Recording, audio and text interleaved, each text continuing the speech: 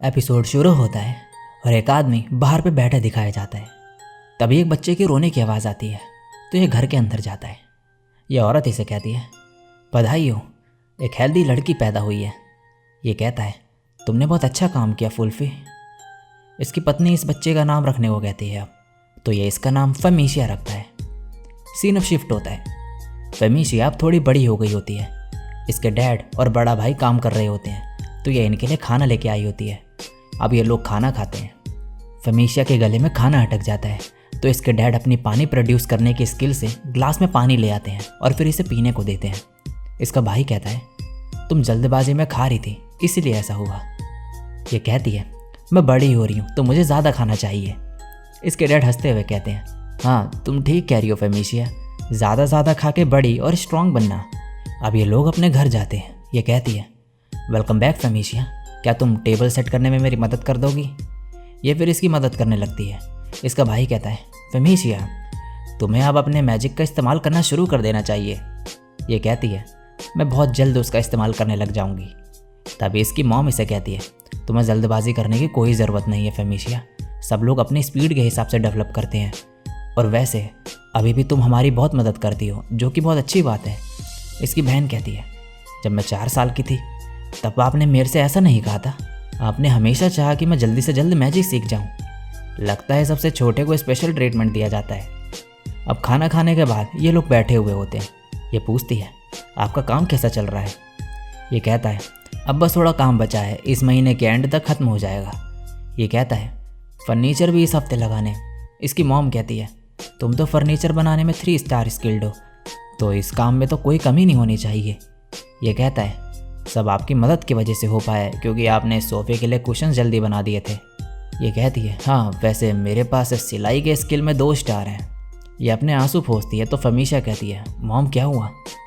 ये कहती है, मैं शू मेकर की बेटी के लिए दुल्हन के कपड़े सिल रही हूँ, तो इससे मुझे ये एहसास हुआ कि एक दिन फसीला और तुम भी दुल्हन बनोगी। इसके डैड कहते हैं, अभी इस सब में बहुत टाइम है। तो ये कहती है, वो टाइम कब आ जाएगा पता भी नहीं चलेगा। ये कहता है, हाँ फमीशिया भी अब बस 5 साल की होने वाली है। तभी दरवाज़ा खटखटाने की आवाज़ आती है तो इसकी मॉम दरवाज़ा खोलने जाती है और कहती है, मिस्ट्रेस लूबा आप? ये कहती है, इतना लेट आने के लिए मुझे माफ़ करना, मुझे एहसास हुआ कि फमीशिया को स्किल मिलने का टाइम करीब आ रहा है, तो इसीलिए मैं यहाँ पर गुड फॉर्चून की प्रार्थना करने आई हूँ। ये लोग इसे अंदर बुलाते हैं। अब पास्ट का सीन दिखाया जाता है। इसमें फमीशिया की मॉम से बोलती है, फमीशिया अब 2 साल की हो गई है और इसने बोलना भी शुरू कर दिया है, लेकिन कभी कभी ये अजीब चीज़ें बोलती है, इसीलिए मिस्ट्रेस लूबा मैंने आपको यहाँ पर बुलाया है। फिर ये बोलती है, मेरे हस्बैंड सोचते हैं कि मैं कुछ ज़्यादा ही सोच रही हूँ, लेकिन मुझे चिंता है कि फमीशिया मैजिक का इस्तेमाल कर भी पाएगी कि नहीं। फमीशिया कहती है, मैजिक? क्या इस दुनिया में मैजिक होता है? ये कहती है, हाँ होता है, और तुम भी मैजिक का यूज़ कर पाओगी। फिर ये खुश हो जाती है और कहती है, यानी कि ये वैसा ही है जैसे कि दूसरी दुनिया में पुनर्जन्म। ये कहती है, देखा आपने, ये कैसी अजीब चीज़ें बोल रही है। ये कहती है, फुल फेथ, तुम्हें चिंता करने की कोई ज़रूरत नहीं है। फमीशिया बड़ी होकर ज़रूर एक इंटेलिजेंट बच्ची बनेगी, लेकिन जैसे कि मैं यहाँ पर हूँ तो क्या मैं इसका फॉर्चून पढ़ सकती हूँ? अगर पॉसिबल हो तो क्या मुझे एक नई कैंडल मिल सकती है? फुल्फी अब कैंडल लेने चले जाती है। अब यह फमीशिया से कहती है, तुम्हें अपने पास्ट लाइफ की मेमोरीज याद है ना? अगर लोगों को इस बारे में पता चला तो तुम्हारे लिए चीज़ें बहुत मुश्किल हो जाएंगी, तो तुम इस बारे में किसी को भी मत बताना, अपनी मॉम को भी नहीं। क्या तुम मुझे प्रॉमिस कर सकती हो? फमीशिया कहती है, हाँ प्रॉमिस। अब प्रेजेंट का सीन दिखाया जाता है। ये कहती है, मेरे प्रेयर पूरी हो गई है। फमीशिया को वंडरफुल स्किल का गिफ्ट मिलना श्योर है। सीन शिफ्ट होता है। ये आदमी बोलता है, आज इस बच्ची को गॉड से पावर्स गिफ्ट में मिलने वाली हैं, जिससे ये अपनी लाइफ अच्छे से जी पाएगी। इन पावर्स से इसे जीवन में कड़ी मेहनत करने की खुशी का एहसास होगा और डिवाइन प्रोटेक्शन मिलेगी। तो चलो शुरू करते हैं। अब फमीशिया इसके सामने खड़ी होती है और इस पानी को टच करती है। अब ये कुछ मंत्र पढ़ता है और पानी का एक बॉल जैसा बन जाता है जिसमें कुछ लिखा होता है। फिर ये बोलता है, इस लड़के को टेमर की स्किल मिली है जिससे मॉन्स्टर्स को टेम कर पाएगी। सब लोग खुश हो जाते हैं। अब ये देखता है कि इस स्किल में इसे कितने स्टार मिले हैं और देख के हैरान हो जाता है। और तभी कहता है इस लड़की को कोई भी स्टार नहीं मिले। इसके डैड कहते हैं आपसे कोई गलती हुई होगी, ऐसा नहीं हो सकता, मेरी बेटी स्टारलेस है। ये कहता है ये एक डिवाइन मैसेज है, इसमें गलती होना नामुमकिन है। अगर तुम इसे एक शब्द और बोलोगे तो ये भगवान की बेइज्जती होगी। फिर ये कहता है ये कितनी भयानक बात है कि एक ऐसी बच्ची पैदा हुई है जिसके पास कोई भी स्टार्स नहीं है, जिसे भगवान ने छोड़ दिया। ऐसा कह के ये यहाँ से चले जाता है। अब फमीशा के मन में आवाज़ आती है impossibly hard video game. Next scene में ये लोग घर पे होते हैं। फमीशा के डैड गुस्से में बोलते हैं ऐसा कैसे पॉसिबल है, तुम्हारे और मेरे दोनों के पास स्टार्स है और मेरे बड़े बेटे और बेटी के पास भी स्टार्स है, तो फमीशा के पास कैसे कोई स्टार्स नहीं है। फमीशा कहती है डैड, ये चिल्ला के बोलते हैं चुप हो जाओ, तुम एक स्टारलेस लड़की हो जिसे गॉड ने छोड़ दिया। एक स्टारलेस मेरी फैमिली में क्या कर रही है। इसकी मॉम कहती है आपको इस बात के लिए इतना करने की कोई ज़रूरत नहीं है। और इसके डैड जो है यहाँ से उठते हैं और फमीशा को दिया हुआ खिलौना उठा के नीचे पटकते हुए कहते हैं ऐसा टेमर होने का क्या फ़ायदा जिसके पास कोई स्टार्स ही ना हो, ये पूरे तरीके से यूज़लेस है। ये यूज़लेस मेरे घर पे क्यों पैदा हुई, क्या फमीशा मेरी ही बेटी है। इतना क्या कहे यहाँ से चले जाते हैं और इसकी मॉम रोने लगती है। फमीशा इसके पास जाती है लेकिन इसका बड़ा भाई इसका हाथ पकड़ के इसे खींच के ले जाता है और कहता है मॉम को टच मत करो।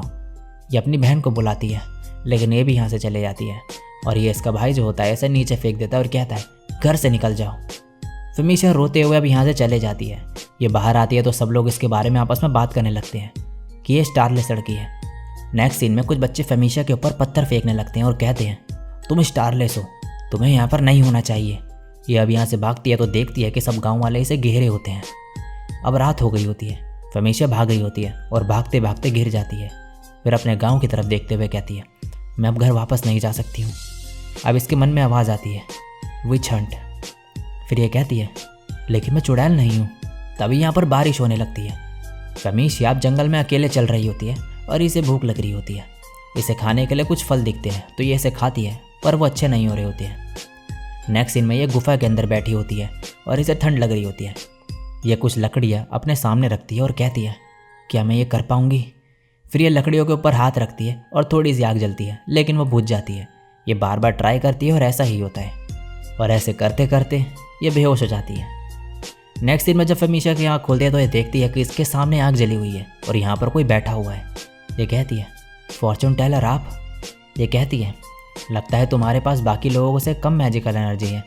अगर तुम्हारी मैजिकल एनर्जी ख़त्म हो जाएगी तो तुम्हारी लाइफ रिस्क में आ सकती है, तो तुम्हें ध्यान रखना चाहिए। मेरी प्रेडिक्शन में मैंने देखा था कि ये सब तुम्हारे साथ होगा, लेकिन मैं ये नहीं देख पाई थी कि तुम्हारे साथ ऐसा होगा क्यों। मैंने कभी इमेजिन नहीं किया था कि तुम स्टारलेस होगी। अब ये इसे खाने के लिए देती है। फमीशा खुश हो जाती है। नेक्स्ट सीन में ये दोनों बैठे होते हैं। फॉर्चून टेलर कहती है तुम्हारे पास लिमिटेड मैजिकल एनर्जी है, लेकिन अगर तुम्हें उसकी सही नॉलेज होगी तो इतना बुरा भी नहीं होगा जितना तुम सोच रही हो। अब ये इसे एक मैजिक बैग देती है और कहती है ये पुराना मॉडल है लेकिन इसके अंदर बहुत सारी चीज़ें आ सकती हैं और तुम जो भी चीज़ें इसके अंदर डालोगी वो हल्की हो जाएंगी। और इन बुक्स में भी बहुत कुछ लिखा हुआ है। जब तक तुम जिंदा हो तब तक ये बुक्स तुम्हारे लिए बहुत यूज़फुल साबित होगी, और तब भी जब तुम एक दिन किसी जर्नी पे निकलोगी। फमीशा कहती है जर्नी। ये कहती है हाँ, एक दिन तुम्हें इस दुनिया को देखने और अपने नज़रिए को बदलने के लिए एक जर्नी पे निकलना होगा।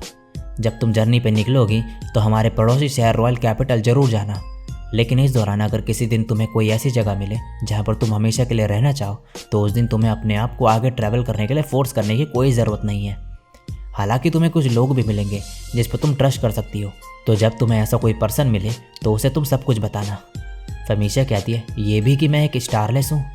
ये कहती है कोई भी चीज़ कभी ना कभी बाहर आती ही है, तो जब वो टाइम आएगा तो तुम्हें किसी के साथ की ज़रूरत पड़ेगी जो तुम्हारे साथ तुम्हारे लिए लड़ेगा। सीक्रेट रखने से लोगों का ट्रस्ट हम पे कम हो सकता है। फमीशा कहती है क्यों, आप क्यों मेरे साथ इतनी काइंड हो? क्या आप मुझे हेट नहीं करती?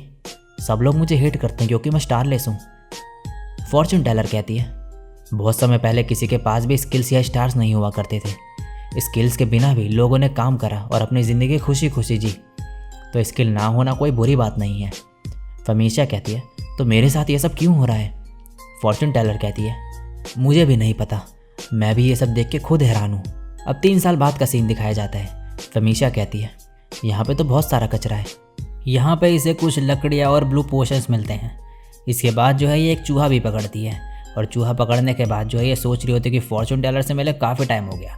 तभी यहाँ पर कुछ लोग आ जाते हैं और फमीशा छुप जाती है। इन्हें देख के सोचती है कि ये दोनों यहाँ पर क्या करने आए हैं, क्या गांव में कुछ हुआ है, मुझे बुरी फीलिंग आ रही है। अब ये इस गांव में छुपके से जाती है। दो औरतें आपस में बात कर रही होती हैं। ये कहते हैं हमने एक कीमती इंसान खो दिया है। ऐसा किसी ने भी नहीं सोचा होगा कि साल के इस समय पर कोई ठंड से मर सकता है।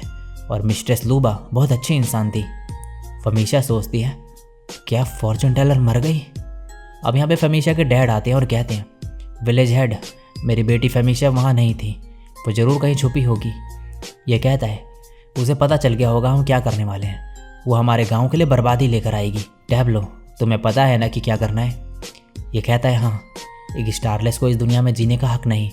ये सुनकर फमीशा शौक में आ जाती है और इसे अपने घर वाले दिखने लगते हैं। इसकी माँ कहती है फमीशिया, अच्छा होता तुम अगर पैदा ही नहीं हुई होती। नेक्स्ट सीन में ही विलेज हेड बोलता है सब लोग मेरी बात सुनो, फॉर्चून टेलर लूबा हमारे गांव के लिए बहुत इंपॉर्टेंट थी। उनकी डेथ की वजह एक श्राप है। फॉर्चून टेलर लूबा ने मेरी वार्निंग को इग्नोर करा और उस स्टारलेस लड़की फमीशा का ख्याल रखा, जिसकी वजह से भगवान के द्वारा उन्हें स्टारलेस का श्राप मिला। और सबको बोल देता है कि फमीशा को पकड़ो और उसे मारने का ऑर्डर दे देता है। फमीशा ये सब सुनकर यहाँ से भागने लगती है और गाँव के सब लोग इसे ढूंढने लगते हैं। तभी इसके डैड इसे पकड़ लेते हैं और इसके ऊपर हथौड़े से हमला करने वाले होते हैं कि तभी फमीशा की नींद खुलती है। ये कहती है क्या ये एक सपना था। फिर ये बगल में सोरा को देखती है और कहती है हाँ, ये एक सपना ही है। सोरा मुझे खाने वाला है, क्या मैं यहाँ पर मरने वाली हूँ। फिर ये ऊपर आसमान में देखते हुए कहती है अगर मैं मरने भी वाली हूँ तो कोई बात नहीं, वैसे भी मैं एक अनवांटेड चाइल्ड थी। सीन शिफ्ट होता है, सुबह हो गई होती है। फमीशा की आंख खुलती है तो ये देखती है कि सोरा इसके ऊपर है। ये इसे पकड़ती है और फिर अपने हाथ की तरफ देखती है। इसकी चोट ठीक हो चुकी होती है। फिर ये कहती है सोरा, क्या तुमने मेरी चोट सही करी है। तभी सोरा कुछ आवाज़ें निकालने लगता है।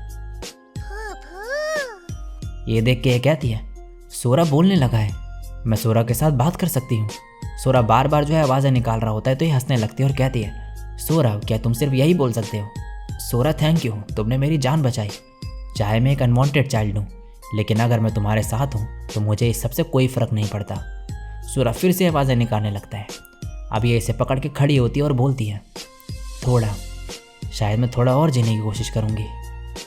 और इसी के साथ ये एपिसोड यहीं पे एंड हो जाता है।